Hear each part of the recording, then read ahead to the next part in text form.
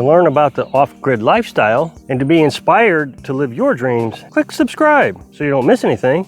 Hit the bell notification. Okay, for those who've been with me for a couple months, will know exactly where I'm at. I'm at City Park here near where we live.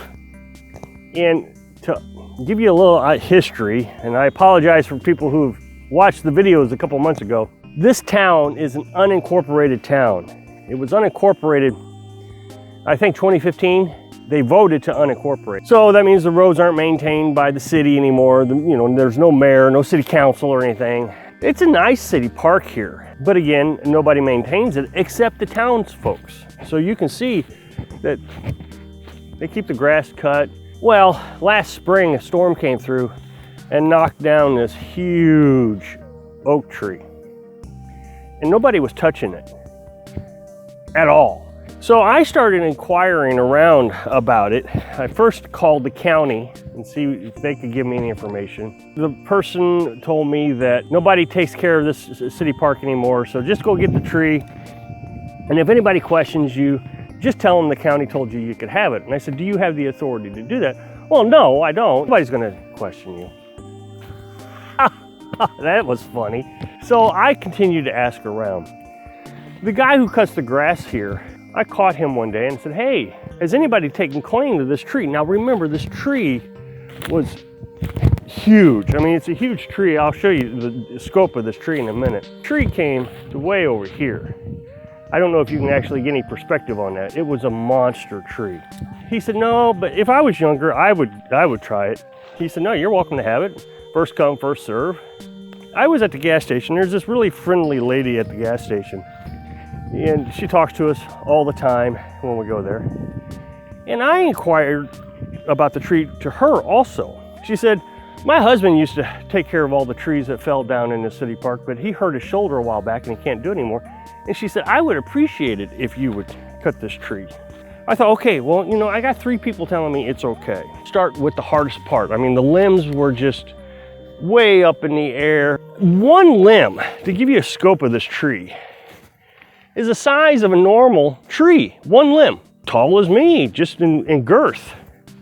From the ground up to my chest. I came down every 3 days and took a truckload. And my thinking was, if anybody else wants it, I'm giving them plenty of time to take whatever they want. But it was a lot of hard work trying to climb up in these limbs and cut these limbs down like they were trees. Some of them were standing straight up. And so you would have to notch it and get it to lean. A lot of work. Just about the time I got all the hardest part done, this old guy comes up. He's not old, he's my age. Everybody calls him old. Grumpy old man is what they call him. He comes up and says, I was told I could have that tree. Guy up the street was supposed to cut it for me. He hasn't gotten to it yet. And he's just cussing and cussing and cussing. Not at me, he's just a cusser and just upset that this guy didn't cut this tree for him. And so I tried to explain to him, I come down every 3 days, you can take whatever you want. I'm not trying to be a hog about it. Well, you're just gonna have to stop doing it. Well, of course. I was getting into the easier part of the tree. And I said, look, this thing's a monster. Look how big this thing is. I'm gonna have a hard time getting to that too, so you're welcome to that. Well, if you can't get it, how the heck do you expect me to get it? It's just, and he went on and on. I said, tell you what, I'll wait 6 days. So I did, I waited 6 days and I came back down. Nothing had been touched. Now he said he had to replace a chain on his chainsaw, but he couldn't afford to do it. Now to give you an idea of chains, they're just not that expensive. I can get a set of 2 for 20 bucks for my chainsaw. So I mean, they're not horribly expensive, but he couldn't afford it. So like I said, I came down 6 days later and I started again. Nothing, nobody said anything to me. So I started my 3-day cycle again. So I came back 3 days later. This time a lady comes up, much younger, and said, I thought my husband told you we needed this tree. Now she wasn't near as angry, but she insisted that I stop cutting the tree. So I did. I decided, you know what, this isn't worth it anymore. Everybody's getting upset. So I decided to just stop until the winter time. I took the easiest parts. There was a limb here, right here. And I think that's all they've taken. It was basically a small tree. It was this limb down here at the bottom, I think, if I'm not mistaken. So they didn't get much. I told you that I would come back in December and January, but I figured nobody's coming to get this. So I'm gonna start trying to get it again. It's a cold, cloudy morning. I can't work on the tiny house right now because it's been raining. I got it covered up. I gotta wait until payday so I can go buy more materials. You know, I've been telling you, I only spend $500 a month on it, treating it like rent. So I'm gonna get back to cutting this. Now, my chainsaws are not big enough to cut it. There's no way I have a chainsaw big enough. But I've been giving this a lot of thought, how I can actually get this tree, because I just hate to see it sit here and rot. I mean, it's a good, useful tree. I've got two chainsaws. I got a smaller one that's really good for limbs and branches and stuff. And then I got a little bit of a bigger one that's good for cutting trees down. So what I'm gonna do is I'm gonna section it. And I'll show you what I mean here in a minute. So I got this one, it's a little 14-inch one, and then I got another one that's 18 inches. And this one's really old, it's 20 years old, but it's hardly ever been used. I only used it a couple summers to cut down trees in my yard and stuff. I also brought along my manual log splitter. If it's too heavy for me to lift up, I can just roll it over onto the manual log splitter, take the log splitter over there, and then I can split it into manageable sizes. So what I'm going to try to do is I'm going to try to section it off into bite-sized pieces. So like here, I'm just going to come down 18 inches. That's the size of the log I need. I'm just going to try to cross cut it. And then cut it this way. And if I have to come up underneath, I might have to come up underneath and cut it this way. It's going to be a little extra work. And you know, after a couple tries and it doesn't go very smooth, I'll quit because I don't want to just waste all my time. I don't have a cross-cut chain, so it may not work at all.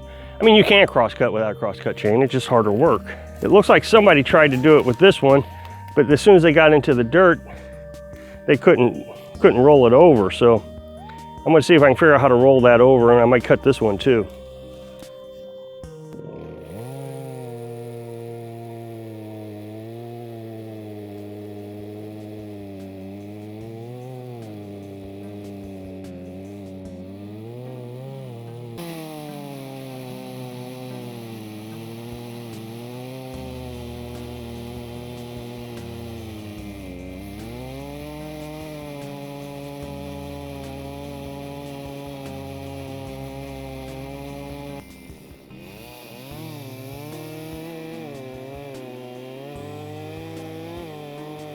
Okay, so I'm going to use a wedge to kind of hold this in place, shove it up underneath so it doesn't pinch the saw.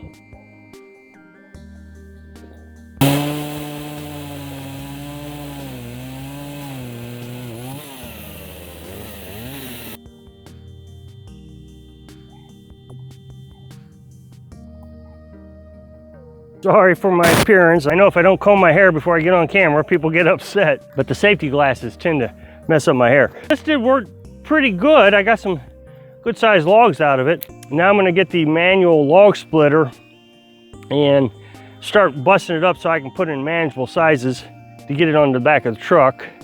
But look how huge this is. It's just a monster. Can't hardly get it in an entire frame. Now the manual log splitter, a lot of people ask me about that. You can get that at Harbor Freight, but if you just Google manual log splitter, Home Depot has them, and we use it exclusively. We don't have a gas-powered log splitter. Carolyn likes using this, it gives good exercise.